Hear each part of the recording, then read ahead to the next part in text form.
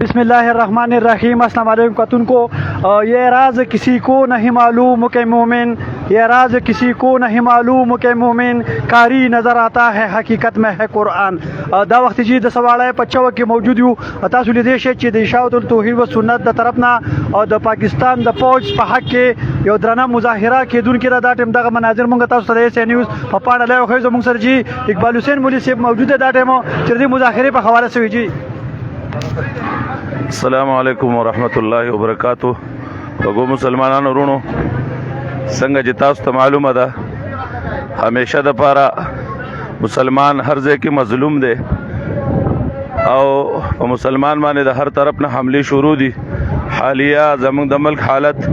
द टोली दुनिया तो मालूम दी चे जमंगा गावंडी मुल्क हिंदुस्तान द बैनुल अक़वामी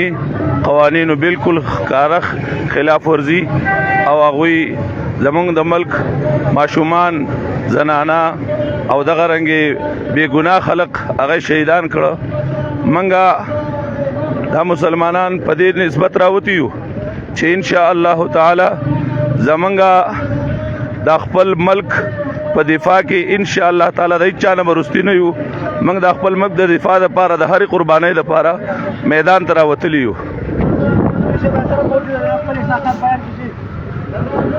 मुसलमानान वरुणो ताउस तो मालूम अदा چې دا سویم ورځ ده انډیا هغه زمونږ په ملک باندې جارحیت کوي او د بین الاقوامی قوانینو خلاف ورزي کوي په جماعتونو په خاریو باندې په کلو باندې هغه عمله وکړي او معصوم شهریانی شهیدان کړو। په دې باره کې مونږه د خپل ملک د دفاع د پاره د مسلمانانو د حفاظت د پاره د خپل فوج او شان بشانه ولاړیو ان شاء الله چې د هیڅ قسمه چې سر راضي په مونږ باندې نو دا غینه به مونږه شاته کیږو نه। جماعت اشاعت توحید و سنت نن په دې سواړی بازار ضلع بونیر کې هغه پورا من مظاهره د پاره راوتی دي او د خپل پاک فوج په حمایت کې منګه اعلان کو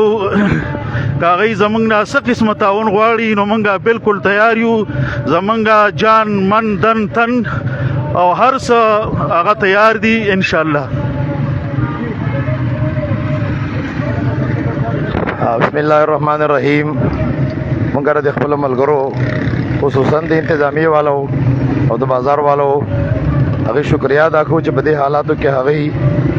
زمونږ سره په دې فکر کې شریک شول او الحمدلله شاته تاسو نه ډېر لویا ملګرو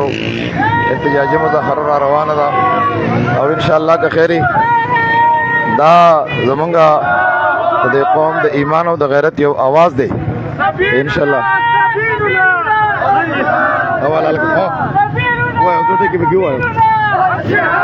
الحمدلله منگا نن د خپل جماعت اشاعت توحیدی و سنت پاکستان د امیر محترم د قائد انقلاب حضرت العلامہ مولانا محمد طیب طاهری صاحب په یو امر باندې داغي په حکم باندې د جماعت اشاعت توحید و سنت په سطح باندې د ملک پاکستان د امن او دارنګي د پاکستان د آرمی پاک آرمی د حمایت په بنیاد باندې د انډیا خلاف پر امن مظاهره د پاره ملګری اغیر اوت دي ان شاء الله زمونږ د طرف نه چې څه قسمه قرباني د آرمی د پاره د انتظامی د پاره مونږه هر قسمه قرباني ته نوجوانانو ته تیار یو او د خپل امیر په حکم باندې هر حکم به ان شاء الله مونږ منو۔ ډېر مننه جی ډېر مننه واخب رشید باچا هم زموږ سره په دې مذاکره کې موجود دی جی سبا وای باچا بدري خبرې وکړي۔ بسم الله الرحمن الرحیم۔ څنګه تاسو پته ده په ملک کې کوم حالات راغلي دي او د دوه ملکونو ترمنځ تنازع چې هغه هندستان بوزدل ملک شروع کړی دا دغه په دغه کې موږ راوتی او موږ د ټول عالم اسلام نه اپیل کو چې په دې کې زموږ سره ودرېږي خپل قوم ته بین الاقوامی خلکو ته مسلمانانو ټولو ته زموږ دا درخواست دی چې په دې کې ځکه دا یوازې هندستان نه دی په دې کې ټول غیر دین مرګري دي نو زمونږ دغه په باره کې راوتی چې موږ هم متحد شو او دنیا اسلام را سره تعاون هم وکړي. دغه مظاهره چې دا د کالج د جماعت نه راواله د کیسر ولی خان چوک سواړی پورې دغه کوم چې واک هغه وشو، اوس به دلته د یو جلسې شکل اختیاري دغه مناظر به تاسو ته د اس نیوز په سترګه باندې لا یو ښیو.